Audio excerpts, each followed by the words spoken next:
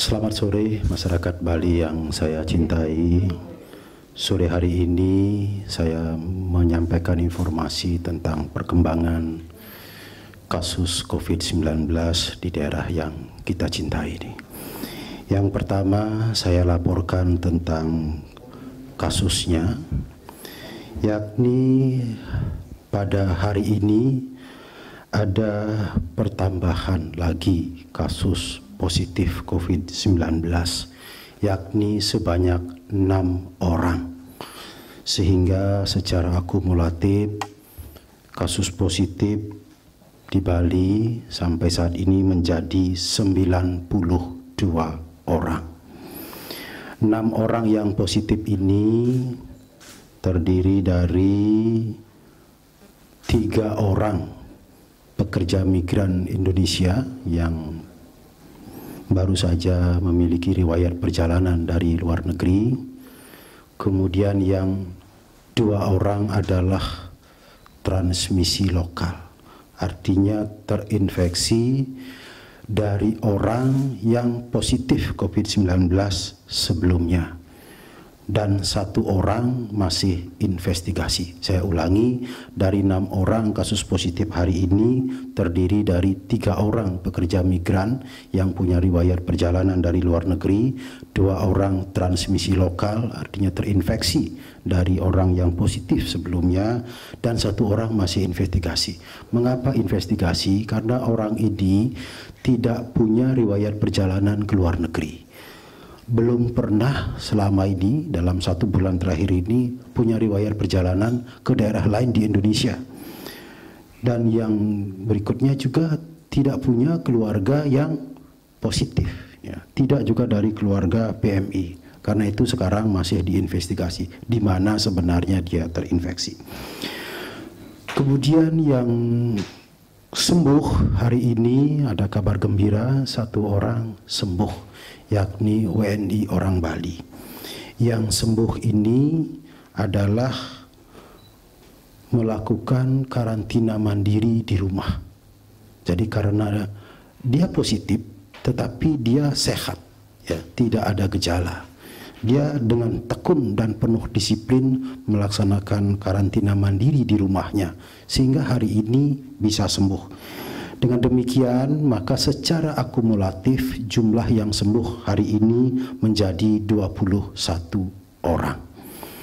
Yang berikutnya, yang masih dalam perawatan, ya, sebanyak 69 orang. 69 orang ini tersebar di 11 rumah sakit rujukan di Bali dan juga di tempat karantina kita yang disiapkan oleh pemerintah Provinsi Bali. Mengapa di tempat karantina? Karena orang ini positif COVID-19 tapi sehat, tidak menunjukkan gejala atau sering disebut dengan OTG, orang tanpa gejala. Ya. Dari gambaran tadi, ya, 92 orang positif tadi masih didominasi oleh pekerja migran yang datang dari luar negeri, artinya imported case, ya. Sedangkan yang benar-benar terinfeksi di Bali atau sering disebut dengan transmisi lokal sampai hari ini berjumlah 10 orang. Jadi saya ulangi, dari 92 orang yang positif tadi, yang benar-benar terinfeksi di Bali itu 10 orang. Sisanya adalah imported case, baik dari negara terjangkit maupun dari daerah lain di luar Bali yang juga terjangkit. Yang berikutnya ingin saya sampaikan kepada seluruh masyarakat Bali tentang beberapa hal. Pertama, tadi saya katakan ada yang sembuh 1 orang hari ini tanpa masuk rumah sakit. Dia disiplin mengkarantina dirinya di rumah. Ini artinya adalah bahwa orang yang positif terinfeksi COVID-19 tidak harus masuk rumah sakit. Yang sehat, yang tanpa gejala bisa melakukan karantina mandiri di rumah dengan penuh disiplin, tidak berinteraksi sama sekali dengan orang lain, menjaga kesehatannya, dan kemudian bisa sembuh. Nah, ini buktinya ada. Ya. Ini orang Bali, dia karantina sendiri di rumahnya, hari ini bisa sembuh. Jadi hanya orang yang sakit, terinfeksi, dan kondisinya sakit secara klinis ke rumah sakit ya. Kemudian yang kedua yang saya informasikan juga kepada masyarakat adalah bahwa angka-angka jumlah yang positif di Bali ini ya, sebagian besar didominasi oleh kasus yang datang dari luar, baik dari luar negeri maupun dari daerah lain. Sementara yang benar-benar terinfeksi di Bali karena kontak dengan orang-orang positif tadi, ya, hari ini ada pertambahan 2 sehingga menjadi 10. Ini ada pertambahan 2 orang hari ini. Apa maknanya? Maknanya adalah ada di antara kita warga masyarakat Bali yang belum disiplin menerapkan prinsip-prinsip atau protokol menjaga kesehatan ini, yakni tidak mengenakan masker, ya, terutama sekali ketika berada di luar dan berkomunikasi dengan orang lain. Yang kedua, tidak rajin mencuci tangan. Yang ketiga, tidak menjaga jarak fisik. Ya. Jadi kalau ini belum dilakukan dengan disiplin, maka akan terjadi pertambahan transmisi lokal. Hari ini bertambah 2. Tetapi kalau yang lain yang sifatnya imported case yang datang dari luar, kita bisa jaga dengan baik supaya tidak keluar. Karena itu maka kemarin Gubernur dan Bupati Wali Kota Sebali telah mengadakan rapat ya, untuk membahas upaya-upaya penguatan pencegahan COVID-19 di Bali. Kesepakatan penting yang dicapai kemarin oleh para kepala daerah baik provinsi maupun bupati wali kota adalah penanganan COVID-19 ini ya, dilaksanakan bersama-sama, berbagi tugas, berbagi tanggung jawab secara bergotong royong antara provinsi dengan kabupaten kota. Untuk para pekerja migran kita yang pulang dari pintu-pintu masuk kita, terutama sekali dari bandara, itu menjadi tugas dan tanggung jawab gugus tugas Provinsi Bali untuk melakukan penjagaan, pemeriksaan atau screening dengan ketat. Ya, itu sudah kita lakukan. Dalam proses pemeriksaan atau screening di bandara ini, maka disepakati bahwa untuk yang positif rapid test di bandara, maka dibawa ke karantina Provinsi Bali. Ya, dibawa ke karantina Provinsi Bali. Untuk selanjutnya sepenuhnya menjadi tanggung jawab pemerintah Provinsi Bali. Yang positif rapid test di bandara dibawa ke karantina untuk dilanjutkan tes swab menggunakan PCR, ya, polymerase chain reaction. Jadi tanggung jawab sepenuhnya. Ketika nanti hasil tes swab menggunakan PCR ini positif, ya, maka kalau dia sehat, ya, tidak menunjukkan gejala, dia akan tetap dirawat di karantina pemerintah Provinsi Bali. Tapi kalau kondisinya sakit, maka akan dibawa oleh gugus tugas provinsi ke rumah sakit pemerintah Provinsi Bali yang dirujuk khusus untuk ini, baik di RSPTN Unut, di Rumah Sakit Umum Pusat Sanglah, dan juga di RSPM. Jadi seluruh penanganan terhadap kasus positif ini menjadi tugas dan tanggung jawab pemerintah Provinsi Bali. Sedangkan terhadap PMI yang pulang ini, hasil rapid test di bandara dinyatakan negatif, maka selanjutnya menjadi tugas dan tanggung jawab pemerintah kabupaten kota untuk melakukan karantina. Ya, kalau kebijakan yang dulu yang rapid testnya negatif dipersilahkan karantina mandiri di rumah masing-masing. Mulai hari ini yang rapid testnya positif akan diserahkan oleh gugus yang hasil rapid testnya negatif akan diserahkan oleh gugus tugas provinsi kepada pemerintah kabupaten kota sesuai alamat dari PMI itu. Selanjutnya pemerintah kabupaten kota lah yang akan melakukan karantina selama 14 hari terhadap saudara-saudara kita PMI yang hasil rapid testnya negatif.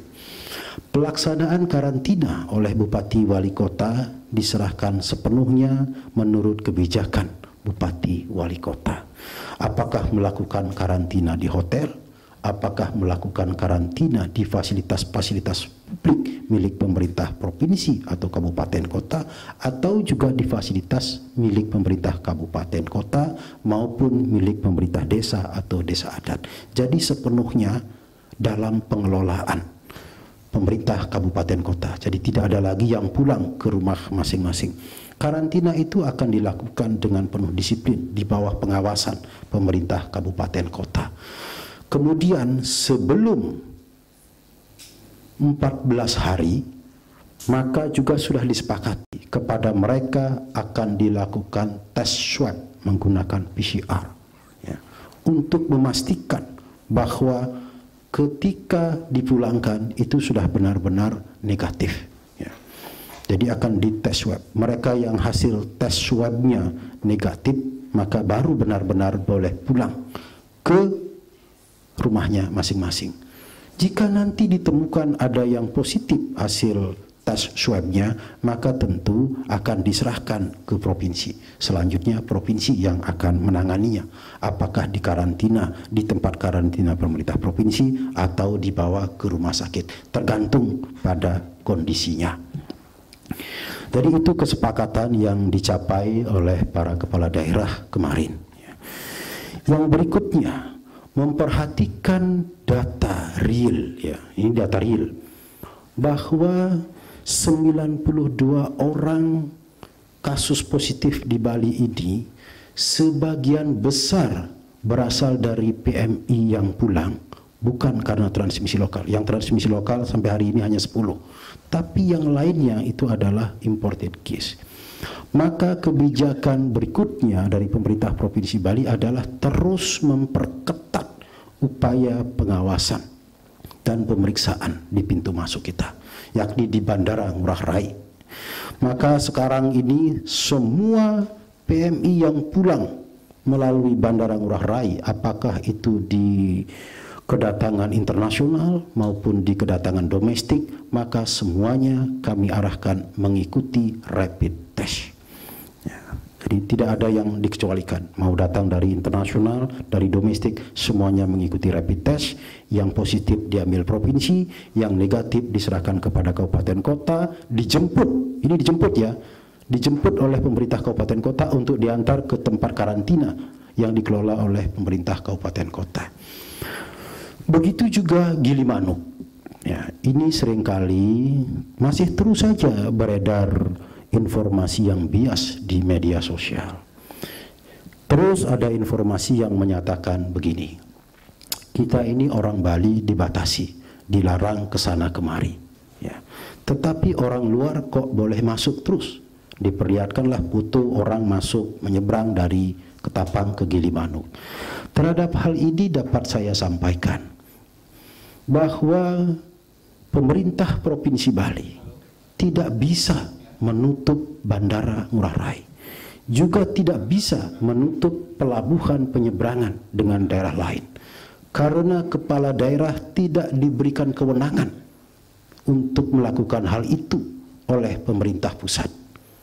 Jadi kalau Gilimanuk, Padang Bayi tidak ditutup, bukan berarti Bapak Gubernur tidak tegas, bukan. Atau tidak berarti bahwa Gubernur Bali diskriminatif.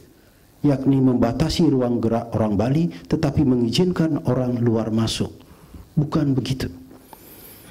Tetapi memang untuk menutup bandara dan pelabuhan ini tidak diperkenankan oleh pemerintah pusat, sehingga Bapak Gubernur tentu tidak mengambil kebijakan yang dilarang oleh pemerintah pusat. Yang kita lakukan adalah melakukan pengawasan, pemeriksaan secara ketat di pintu itu. Jadi Gilimanuk pun, pelabuhan Gilimanuk pun sudah kami jaga, yakni dilaksanakan oleh tim gugus tugas di Kabupaten Jemberana atau pemerintah Kabupaten Jemberana. Di situ ada unsur TNI, unsur Polri, unsur pemerintah Kabupaten Jemberana, baik dinas kesehatannya, BPBD-nya, Pol PP-nya, dan lain-lain. Setiap orang yang datang masuk di pelabuhan Gilimanuk itu diperiksa, baik diperiksa suhu tubuhnya, kemudian diwawancarai dari daerah mana dia berangkat. Kalau datangnya dari daerah yang terjangkit di Pulau Jawa, maka dilanjutkan dengan rapid test. Jadi tidak hanya PMI yang datang di Bandara Ngurah Rai yang di rapid test, yang masuk melalui pintu pelabuhan di Gilimanuk juga di rapid test oleh tim di sana, oleh gugus tugas di Jemberana. Kit untuk rapid test itu kami berikan dari gugus tugas provinsi. Ya. Dan koordinatornya, yakni Kepala Pelaksana BPBD Kabupaten Jemberana, juga setiap hari melaporkan kepada saya selaku Ketua Harian Gugus Tugas tentang pelaksanaan rapid test di Gilimanuk. Selama ini ya, belum ditemukan ada pendatang melalui pintu pelabuhan Gilimanuk yang positif. Semua hasil rapid testnya menunjukkan negatif. Jadi ini perlu saya sampaikan, karena meskipun sudah berulang-ulang saya sampaikan, tetapi di medsos masih saja ada anggapan seperti itu, seolah-olah Gilimanuk itu terbuka lebar, padahal tidak ya. Padahal semua orang yang masuk kami periksa suhu tubuhnya, riwayat perjalanannya, dan kemudian kalau dari daerah terjangkit maka di rapid test. Kalau positif maka pulang, kembali, diantar ke pelabuhan, ke kapal, kembali. Dan itu sudah ada yang dikembalikan. Jadi bukan tidak ada. Tetapi yang negatif tentu boleh.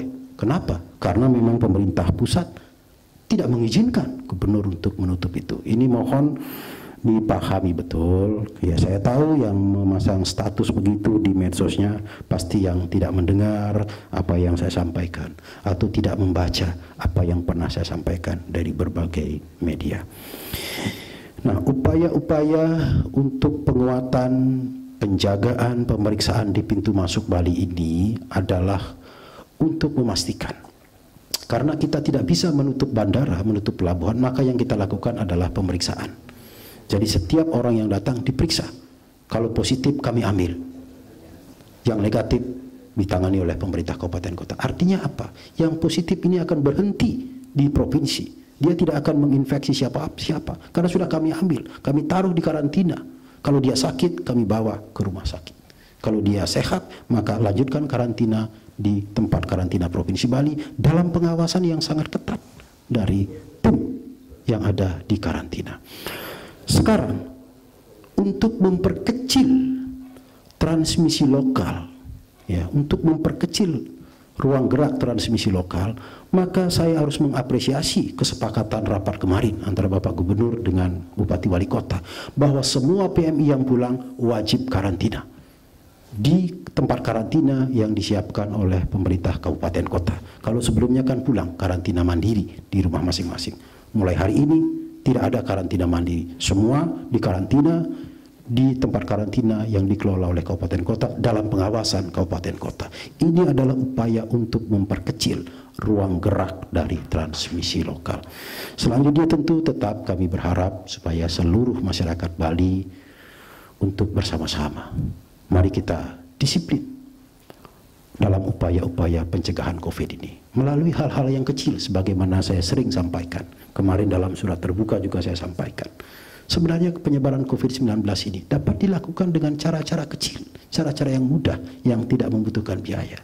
yakni memakai masker, mencuci tangan, menjaga jarak.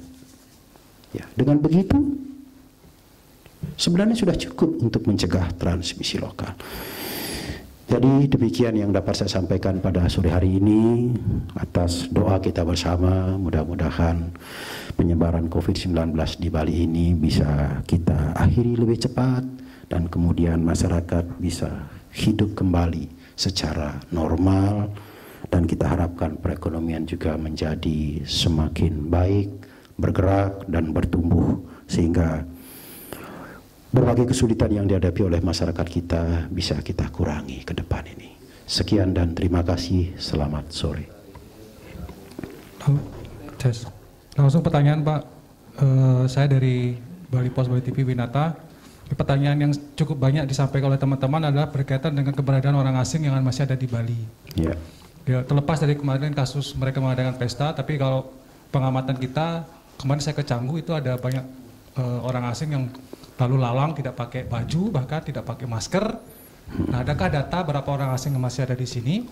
Dan apakah tidak ada tindakan yang lebih tegas misalnya kepada mereka ini untuk mungkin pakai masker dan segala macam yang diawasi mungkin dalam apakah melalui Satgas atau melalui Satgas atau gugus tugas di kabupaten kota? Ya. Itu saja Pak. Baik, terima kasih. Ini saya harus luruskan dulu pikiran seperti ini. Nanti kalau kita selalu mencurigai orang asing, maka kita menjadi diskriminatif. COVID-19 ini tidak ada kaitannya dengan orang asing maupun orang pribumi. Setiap orang bisa terkena, setiap orang bisa menjadi pembawa atau penyebar COVID-19 ini. Mengenai keberadaan orang asing, yang pasti orang asing yang ada di Bali saat ini adalah orang yang sudah datang, sudah tiba di Bali sebelum pemerintah menyatakan tertutup atau sebelum pemerintah menutup ya, izin-izin masuk ke Indonesia. Ya. Jadi kan per tanggal berapa itu pemerintah sudah menyatakan tidak memberikan visa, visa kunjungan, visa on arrival dan segala macam, sehingga praktis tidak ada orang asing yang masuk ke Indonesia kecuali untuk misi-misi diplomatik ya. Nah, artinya apa? Artinya orang asing yang ada di Bali ini adalah orang yang sudah tiba sebelumnya, ya kan? Dan itu tidak ada salahnya. Tidak ada salahnya. Tidak ada sesuatu yang dilanggar karena tidak ada regulasi dari pemerintah untuk memulangkan mereka. Tidak ada. Yang ada adalah regulasinya melarang orang asing untuk masuk dalam situasi ini. Ya. Jadi yang ada di sini tentu tidak boleh kita suruh pulang. Nah, mengenai mereka tidak menggunakan masker, mari kita bersama-sama, ya, kita bersama-sama mengajak mereka, mendisiplinkan mereka. Ini tugas kita bersama. Kalau mereka adanya di villa yang di desa-desa, maka tentu tugasnya desa adat mengingatkan mereka. Kalau mereka berada di jalan raya memakai motor, tidak memakai masker, maka tentu tugas kawan-kawan di kepolisian untuk mengingatkan mereka. Yang jelas tidak boleh ada diskriminasi. Kalau kita pakai masker, mereka harus pakai masker. Bahwa hari ini mereka belum pakai masker, mari kita ingatkan. Nanti saya menghimbau kepada semuanya, kepada Satgas Gotong Royong Desa Adat, ya, tegakkanlah itu. Jadi jangan diskriminatif. Kalau kita pakai masker, mereka harus pakai masker.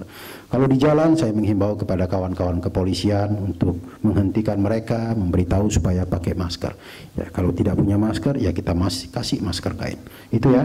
Jadi tidak boleh nanti digiring menjadi diskriminatif antara orang asing dengan orang pribumi. Ya. Pak, saya tuh Pak. Bali termasuk dalam 5 provinsi yang belum mengalokasikan social safety net. Ya. Kalau boleh tahu kenapa belum, dan jika pun sudah, dari pos anggaran apa yang digunakan untuk social safety net tersebut? Iya, begini. Pemerintah Provinsi Bali tidak pernah tidak mengikuti arahan kebijakan pemerintah pusat. Bahkan dalam urusan penanganan COVID ini, saya ingin mengatakan langkah-langkah pemerintah Provinsi Bali seringkali lebih dulu, lebih cepat dari pemerintah pusat. Ya. Mengenai jaring pengaman sosial, ini memang berbeda dengan yang dilakukan oleh daerah lain yang sudah mengumumkan angkanya. Tapi kalau saya tidak mau mengatakan daerah lain begini begitu, saya tidak mau. Tetapi bagi kami di Provinsi Bali, ya, di bawah kepemimpinan Bapak Gubernur dan juga Bupati Wali Kota kemarin juga membahas atau rapat membahas itu. Jadi ada 2 topik yang dibahas kemarin. Yang pertama adalah topik penanganan penyakitnya, yang kedua adalah topik tentang pemulihan dampak atau social safety nets-nya. Sudah ada kesepakatan-kesepakatan. Yang pertama, ya mengenai jaring pengaman sosial ini, pemerintah Provinsi Bali pertama mengikuti skema ya, jaring pengaman sosial pemerintah pusat. Jaring pengaman pemerintah pusat itu melalui apa? Yang pertama adalah melalui program Keluarga Harapan atau yang disebut dengan KPH. Ya. Kemudian yang kedua adalah melalui BPNT, bantuan pangan non tunai. Ya. Kami Pak Gubernur sudah sangat mencermati kebijakan itu. Ya. Kita memiliki data yang dinamakan data terpadu kesejahteraan sosial. Kita sudah pegang datanya, lalu yang kita usulkan ke pusat berapa, yang di pusat berapa, sisanya berapa. Ini sudah kami punya angkanya. Ya, sekarang Bapak Gubernur sudah bersurat lagi kepada Menteri Sosial untuk menambah alokasi jatah untuk Bali, baik penerima PKH, program Keluarga Harapan, maupun penerima BPNT, bantuan pangan non tunai. Ya, Pak Gubernur sudah bersurat, nanti tunggu jawabannya. Sambil menunggu itu, maka ini pendataan terus dilakukan, ya, terus dilakukan untuk final. Karena untuk menentukan besaran anggaran itu harus berbasis data. Jadi kalau daerah lain sudah memasang angkanya, angka apa itu? Kalau sekedar angka global saja, kita juga punya. APBD kita cukup untuk itu. Tetapi tentu kita harus rasional. Anggaran yang dialokasikan harus berbasis data. Jadi anggarannya sudah tersedia. Pak Gubernur sudah mempertaruhkan APBD Bali ini, tahun 2020 ini, untuk penanganan COVID dan dampaknya. Kemarin Pak Gubernur sudah mengeluarkan perintah semua kegiatan-kegiatan yang tidak sangat urgent agar dihentikan atau di stop atau tidak dilaksanakan. Semua dana APBD digunakan untuk satu, memenuhi kebutuhan wajib. Kebutuhan wajib itu apa? Gaji pegawai, bayar listrik, air, telepon, yang begitu-begitu. Nah, setelah wajib baru digunakan untuk satu, penanganan COVID. 2, pemulihan dampak atau jaring pengaman sosial. APBD taruhannya, tetapi angkanya sedang dihitung berdasarkan data yang ada dan nanti respon dari pemerintah pusat. Kalau mengenai anggaran tidak ada masalah, biarkan daerah lain sudah mengumumkan, tapi dia baru melakukan pendataan. Kalau kami balik, anggaran sudah tersedia, lalu nanti pendataan, dan pada ujungnya maka angka kita tepat. Ya. Begitu juga mengenai prakerja, ya kan, pemerintah pusat kan menawarkan prakerja, itu juga sudah dilakukan. Hari ini Dinas Tenaga Kerja Provinsi Bali sudah mengumumkan di webnya, di mana-mana Kominfo sudah mengumumkan kepada masyarakat Bali bahwa ada program prakerja yang dibutuhkan, yang dilakukan oleh pemerintah. Kemudian masyarakat Bali yang memenuhi syarat, yang terdampak, silahkan mendaftar. Itu sudah dilakukan. Nanti yang tertampung oleh prakerjanya pemerintah berapa, yang sisanya berapa. Tentu ini yang akan menjadi bagian dari pemerintah Provinsi Bali. Sudah dihitung semuanya. Bahkan Bapak Gubernur kemarin dalam rapat dengan para bupati wali kota juga sudah menyepakati dana desa, ya kan, digunakan untuk ini, penanganan COVID dan pemulihan jaring pengaman sosial. Dana desa adat juga sudah dialokasikan untuk ke sana. Separuh dana desa adat digunakan untuk itu, untuk memberikan uang tunai kepada masyarakat yang terdampak. Jadi kalau itu dihitung juga sudah berapa. Di luar itu, maka pemerintah Provinsi Bali juga saat ini sedang bekerja untuk menyusun skema-skema tentang misalnya kerja padat karya, ya kan. Ini kan tidak mudah, kalau ngomongnya gampang, kerja padat karya gampang. Di mana, siapa, berapa orang? Kan perlu pendataan. Nanti kalau itu sudah clear semua, tentu akan diumumkan oleh Pak Gubernur. Sekarang semuanya sedang berproses. Yang jelas APBD Bali tahun 2020 dipertaruhkan untuk itu. Kecuali yang wajib-wajib. Yang wajib-wajib tadi misalnya gaji pegawai, kan harus dibayar itu. Bayar listrik, air, telepon supaya kantornya nggak sampai dipadamkan listriknya. Jadi yang begitu. Di luar itu akan dipertaruhkan untuk penanganan COVID dan ini, ya. Oke. Cukup ya? Udah 2.